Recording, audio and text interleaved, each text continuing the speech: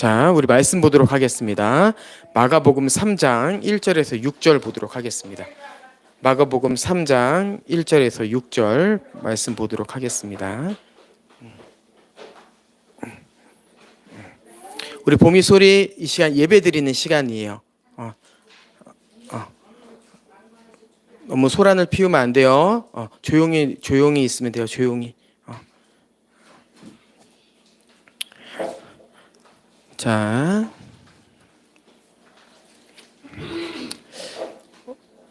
우리 1절부터 6절까지 말씀인데요. 한 절 한 절씩 교독하도록 하겠습니다.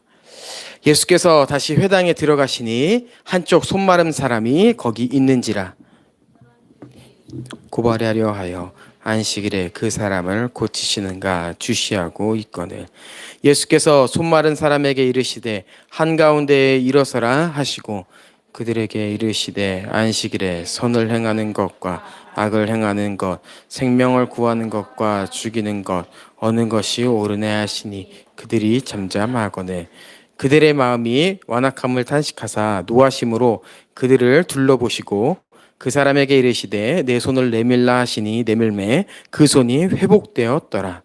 바리새인들이 나가서 곧 헤롯 당과 함께 어떻게 하여야 예수를 죽을까 의논하니라. 아멘. 예. 오늘은 마가복음 7번째 시간입니다.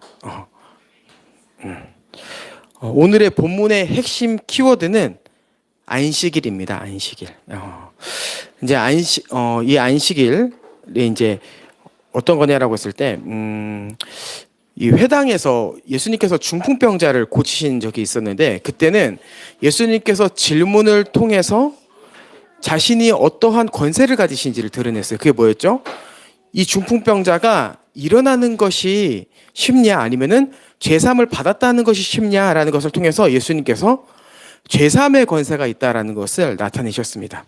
그런데 이번 사건에도요, 예수님께서 질문을 하세요. 어떤 질문을 하냐면은 안식일에 선을 행하는 것과 악을 행하는 것, 생명을 구하는 것과 죽이는 것, 어느 것이 옳으냐라는 질문을 하심을 통하여서 이 사건을 통해서 예수님께서 잘못된 것을 바로잡으시고 우리에게 던지고자 하시는 메시지가 있습니다. 이걸 좀 한번 오늘 살펴보려고 해요, 여러분들과. 자, 오늘 사건의 이제 배경을 좀 보면요. 예수님께서 회당에 들어가시죠. 근데 이 회당 안에 사람들이 있었는데 어떤 사람들이냐면은 사람들이라고 하는 그 사람과 한쪽 손 마른 사람이 있습니다. 그리고 그 사람들은요, 예수님이 손 마른 사람을 안식일에 고치시는가 주시하고 있었다. 이렇게 본문이 이야기하고 있어요.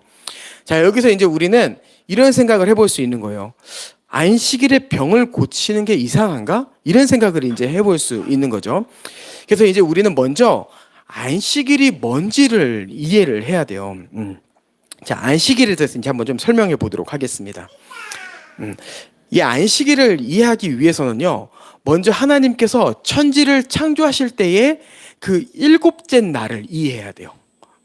여러분, 일곱째 날에 무슨 일이 있었죠? 일곱째 날에 하나님께서 모든 피조 세계를 창조하시고 쉬셨습니다. 하나님께서 일곱째 날 쉬신 이유는요, 피곤하셔서가 아니죠. 쉼을 가지실 필요가 없지만 하나님께서 창조하신 이 피조 세계의 목적이 안식이라는 것을 알려주시기 위해서 마지막 날에 안식하셨어요.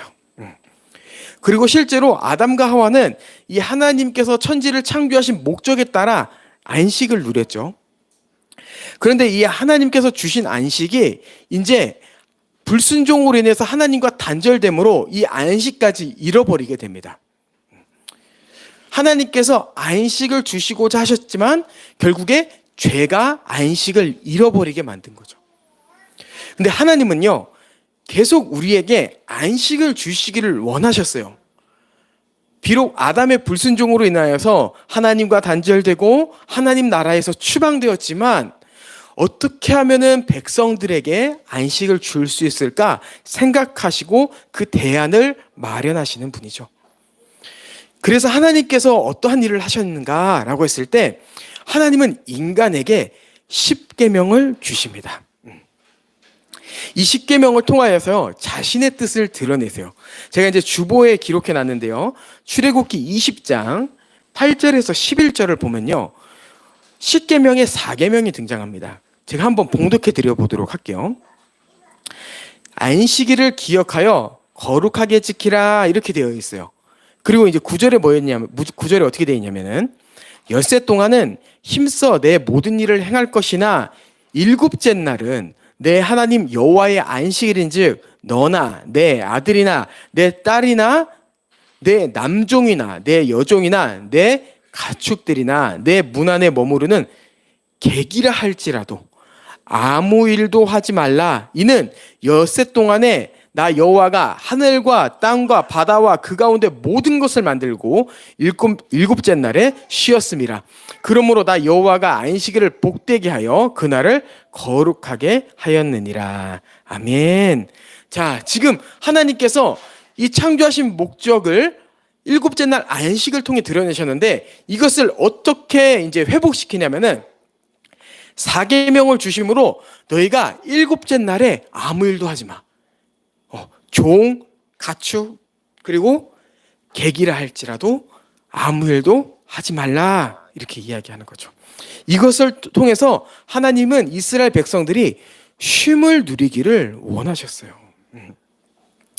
그럼 우리가 이제 쉰다라고 하는 것은 뭐 아무 일도 하지 않고 누워 있거나 아니면 뭐 좋은 것을 보면서 차를 마시고 이런 걸로 이해할 수 있는데 여기서 쉼이라는 것을 좀 다시 한번 정의해 보면요. 이 쉼, 안식이라고 하는 것은 우리가 가장 행복한 상태, 이거를 좀 이야기할 수 있을 것 같아요. 하나님은 이 7일을 통해서 그냥 단순히 아무 일도 하지 마 이렇게 이야기한 것이 아니라 너가 이 7일 날 가장 행복한 상태에 있었으면 좋겠어 이렇게 이야기하시는 거예요. 그리고 이것이 잘 드러나는 것이요. 오늘은 이제 방금 출애굽기 20장을 살펴봤는데 이전 출애굽기 16장 만나와 메추라기 사건을 통하여서 이미 하나님은 안식이 무엇인지를 보여주셨어요. 어떻게 보여주셨냐면 바로 여섯째 날에 너희가 만나와 메추라기를 갑절로 거두고 일곱째 날은 거두지 말라. 노동하지 말라. 왜? 내가 여섯째 날 갑절로 준 양식을 통하여서 너희가 일곱째 날에 쉼을 누려야 되기 때문에 이것을 하나님께서는 만나와 메추라기 사건을 통해서 미리 보여주셨습니다. 그리고 이스라엘 백성들은 이 일곱째 날 노동하지 않았음에도 불구하고 가장 행복한 상태에 있을 수 있었어요. 여러분, 그리고 이게 확대된 것이 바로 이제 안식년과 희년이라는 개념인데요. 혹시 여러분 안식년, 희년 이제 들어봤죠? 우리가 성경에서는 못 들어봤어도 교회 안에서는 들어봤을 수도 있어요. 뭐 목사님이 이번에 안식년이래. 약간 뭐 이런 예로 들어볼 수 있는데 안식년은 목사님에게 해당되는 게 아니라 처음에는 이스라엘 백성들에게 해당되는 절기였습니다. 이 안식년은 뭐냐면은 7년을 기준으로 마지막 해를 의미해요. 7번째 해. 그리고 이 안식년에는 어떠한 일이 벌어지냐면은 6년 동안 농사했던 그 땅을 멈추고 7년째 쉬게 합니다. 땅이 쉰다는 것은 무엇을 의미해요? 노동도 쉰다는 것을 의미해요. 그러면서 하나님께서 이 일곱째 해에 이스라엘 백성들에게 쉼을 주고자 하셨어요. 안식을 주고자 하셨죠. 그러면 이제 이스라엘 백성들이 일곱째 해 때는 어떻게 먹고 사냐라고 했을 때는 여섯째 날에 더 풍성한 수확을 걷게 하셨습니다. 이게 만나와 메추라기 때도 그랬잖아요. 여섯째 날에 하나님께서 만나와 메추라기를 갑절로 거두게 하면서 일곱째 날 쉬게 하셨는데 안식년도 똑같아요. 여섯 번째 해에 하나님은 항상 풍족한 수확을 풍년을 경험하게 하셨어요. 그러므로 인하여서 이스라엘 백성들은 일곱째 해에 땅도 쉬고 이스라엘 백성들도 쉬는 그 해를 맞이했던 거죠. 그리고 단순히 노동만 쉬었던 게 아니었어요. 이스라엘 종족 간의 모든 빚이 면제가 되었습니다. 이것을 하나님께서 명하셨어요. 혹시 이웃 간에 너희들이 빚을 상환할 게 있어? 그거 다 제로로 만들어. 그 어느 누구도 빚으로 고통받지 않게 해. 그럼 이거는 너무 엄청난 복이 아닌가요? 우리의 일상이 빚으로 살아가는데, 이게 빚이 치으시면 좋은데 그 지읒으로 살아가는데, 근데 하나님께서 그 일곱째 날에 빚을 탕감함으로 인하여서 그 안식년에는 빚으로 고생하는 일이 없도록 하신 거죠. 네. 그리고 이제 희년은 뭐냐? 희년은 안식년은 7년 주기로 했었잖아요. 희년은 이 안식년을 7번, 7이 완전수인데 이 안식년에 완벽한 수가 더해져서 7, 7에 49가 안식년인데, 그 다음에 50번째 되는 해가 바로 희년입니다. 희년이라고 했을 때, 희년? 이게 무슨 놈인가 죄송합니다. 자, 그런데 그런 게 아니라 기쁠희 해서 기쁜 해를 이야기하는 거죠. 이때는 안식년보다 훨씬 더 엄청난 일이 벌어져요. 어떤 일이 벌어지냐? 빚이 탕감될 뿐만 아니라 모든 땅이 본래의 주인에게로 돌아갑니다. 하나님은요, 이스라엘 백성들이 가나안 땅을 점령했을 때 각 지파에게 땅을 분배해 주셨어요. 근데 살다 보니까 먹고 살기 힘든 거예요. 먹고 살기 힘들면 어떻게 해야 돼요? 땅을 팔아야겠죠. 그러다 보니까 먹고 살 수는 있는데 땅이 없어졌어.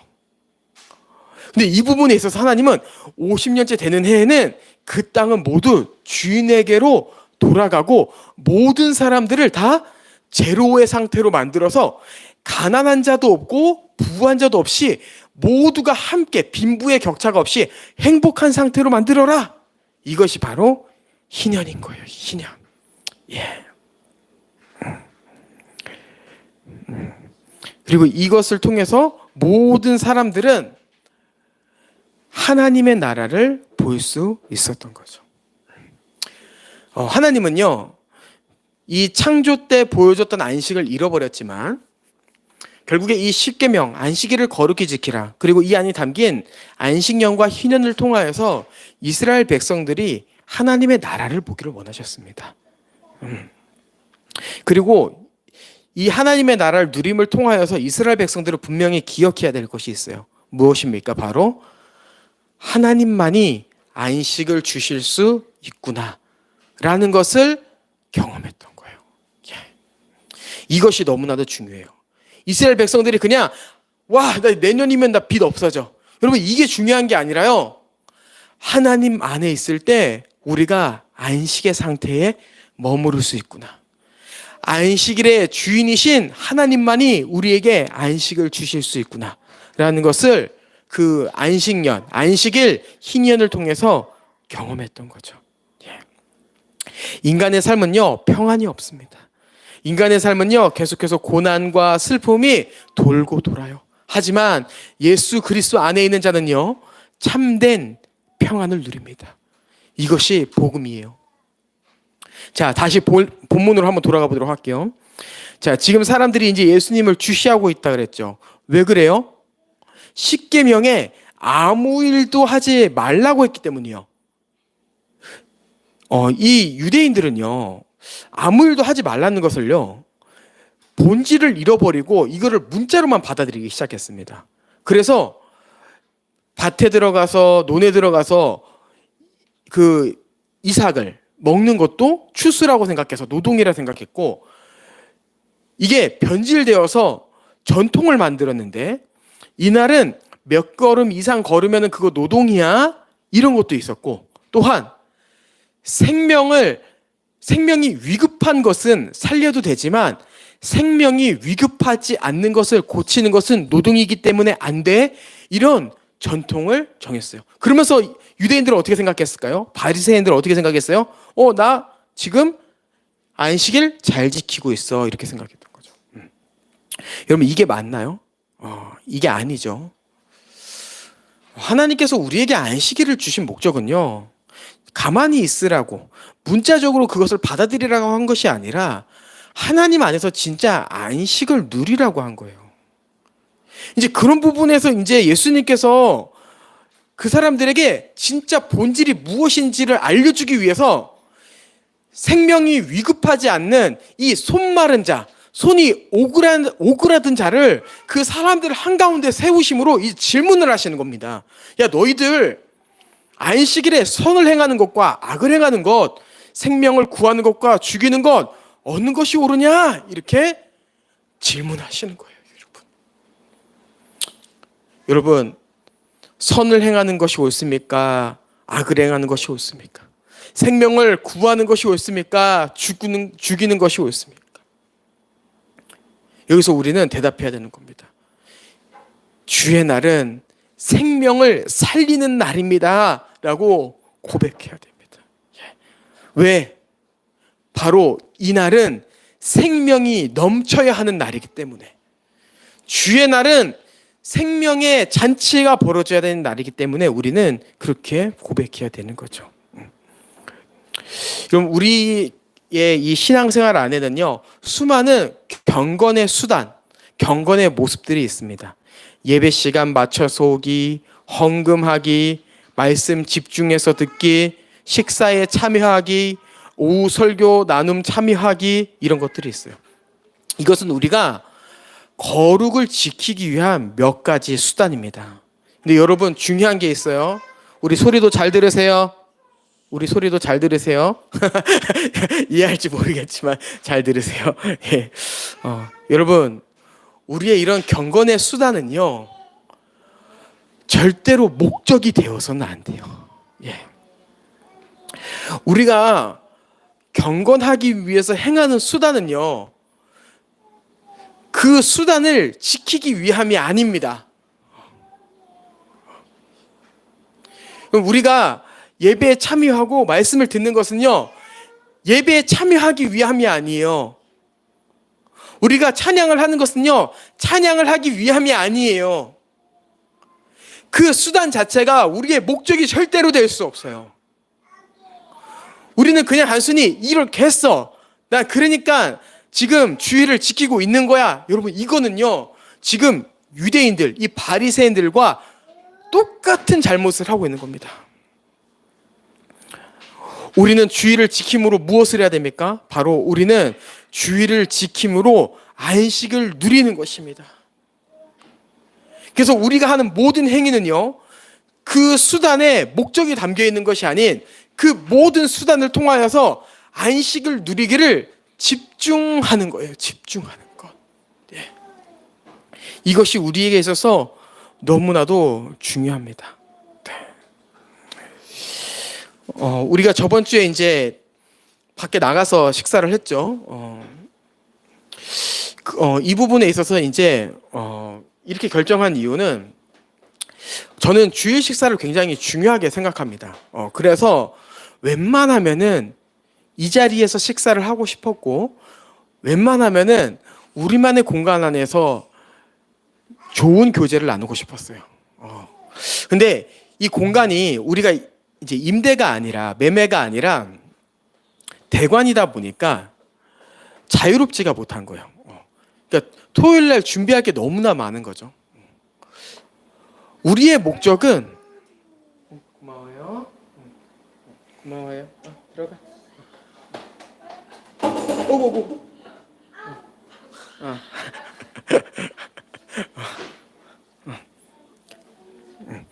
그럼 우리의 목적은요, 이 식사를 통해서 안식을 누리고자 함인데, 정작 안식을 누리지 못하는 환경 가운데 있는 거예요.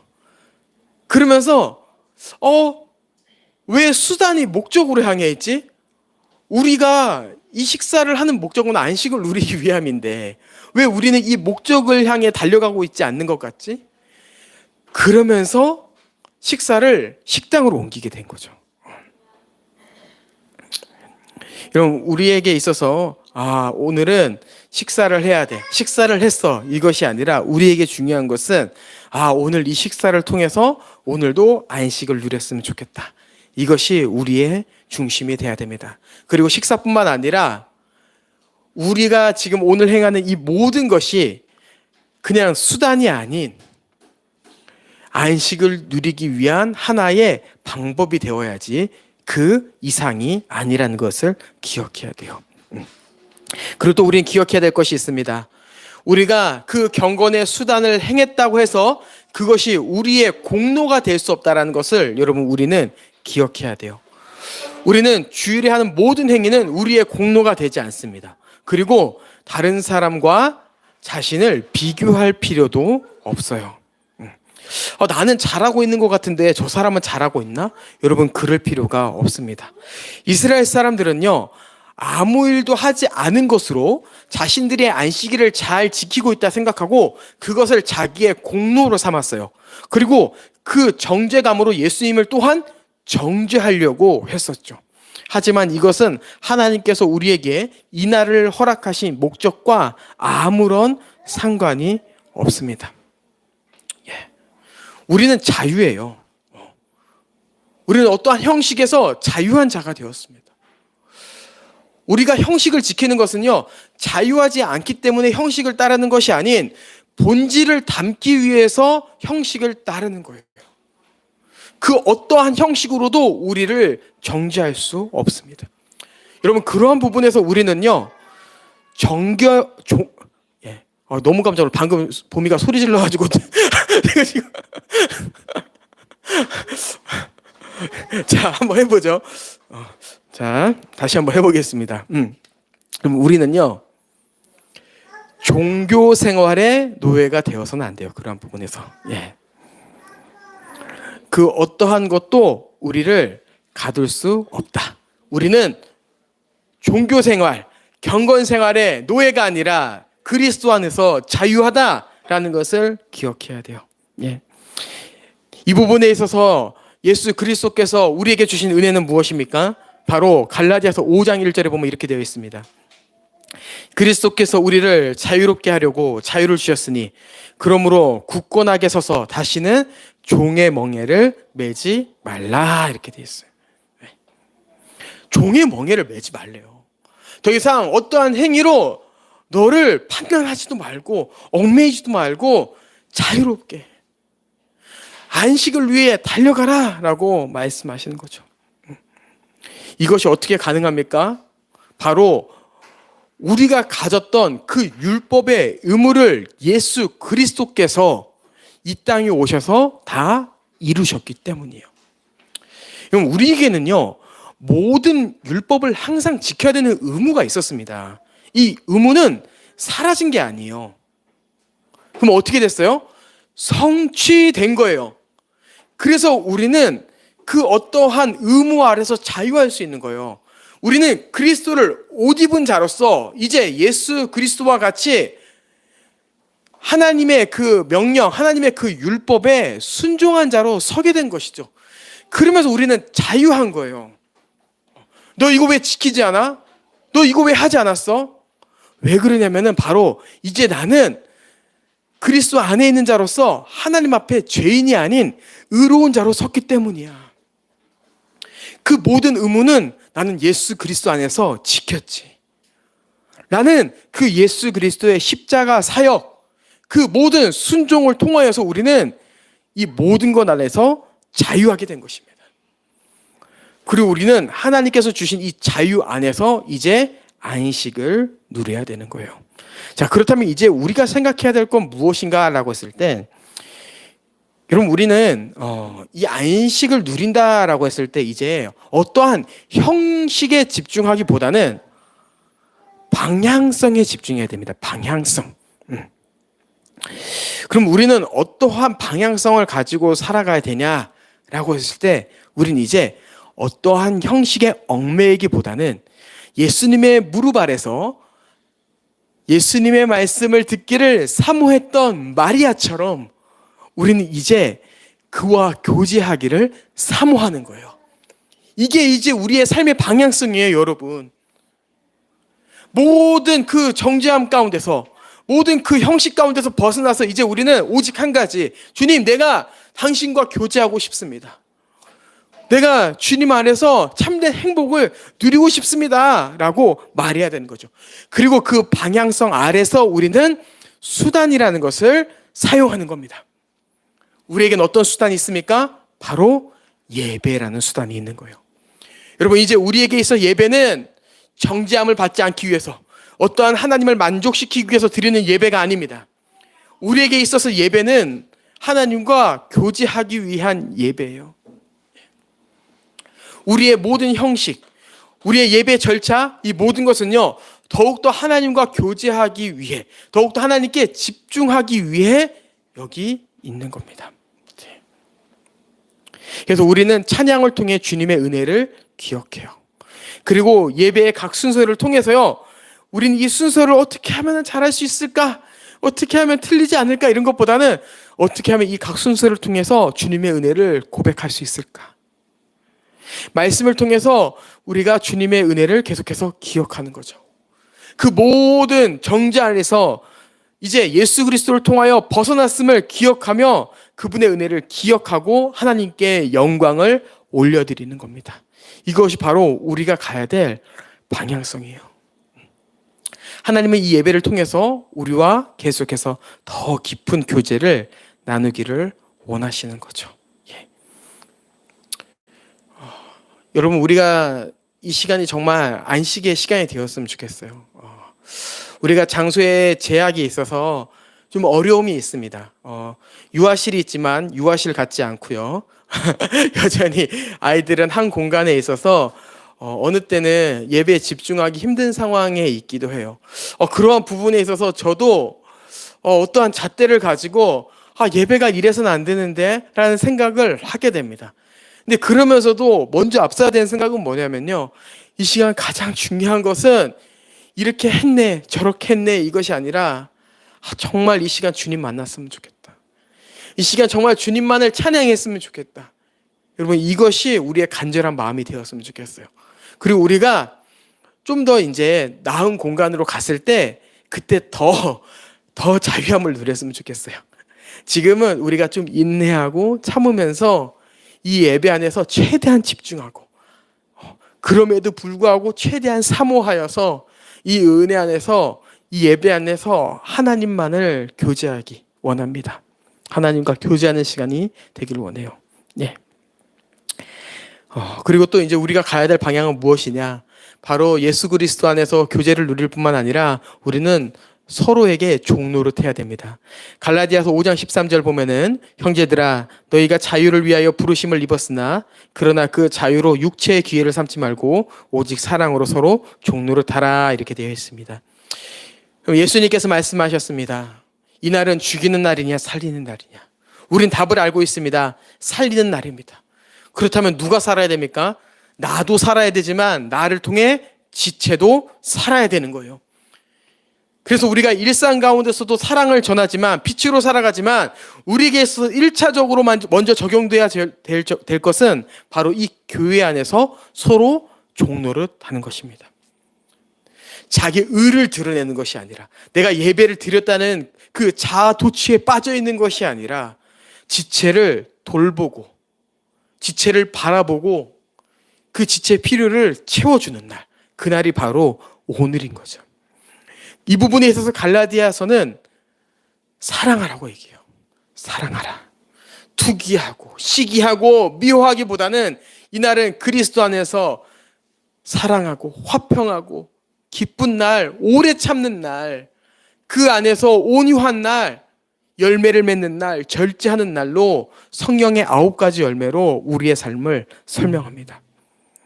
그리고 여러분, 특별히 우리가 서로 종이 된다라고 하는 것은요,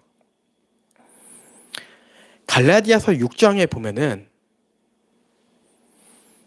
상대가 죄를 졌을 때 그 사람을 죄에서 건지기 위해서 권면하고 도와주고, 우리 또한 그와 같은 시험에 들 수 있음을 기억하고 겸손한 마음으로 경계하라 라고 하는 것이 바로 우리가 서로 종된다 라고 하는 겁니다.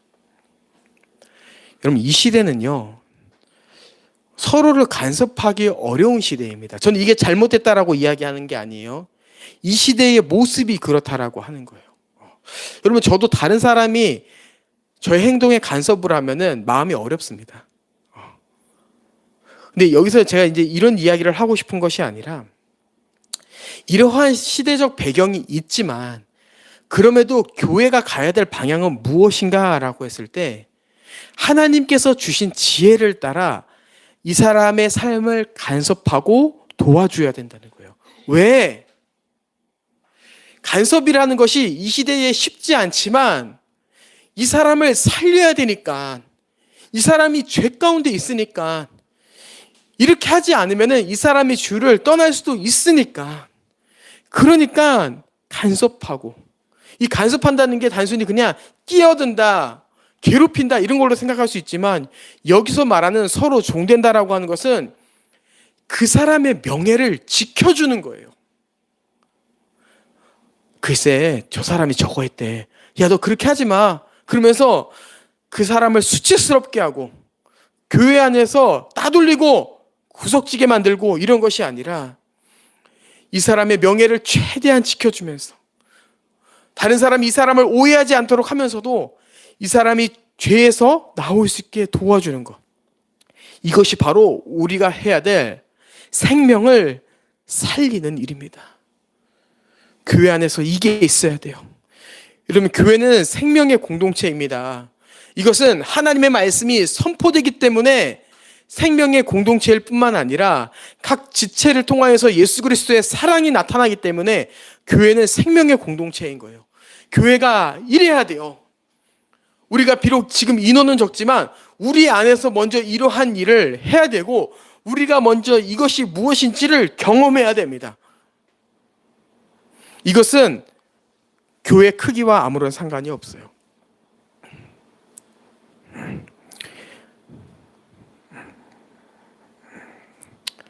그리고 예수 그리스도는 이 날을 통하여서 하나님께서 안식을 주셨던 그 목적을 다시 한번 기억하고, 아, 이것이 우리에게 참된 안식이구나 라는 것을 경험하기를 원하신 거죠. 여러분, 이 기쁜 날 여러분은 무엇을 하시겠습니까? 우리가 너무 형식에 얽매이기보다, 우리가 너무 그 형식으로 우리를 가두기보다는 이 형식 안에 담긴 본질을 더욱더 집중하고, 본질에 더욱더 집중하고, 더욱더 주님을 바라보고 서로를 사랑함으로 인하여서 진정한 참된 안식을 누리는 우리 모두가 되기를 원합니다. 아멘.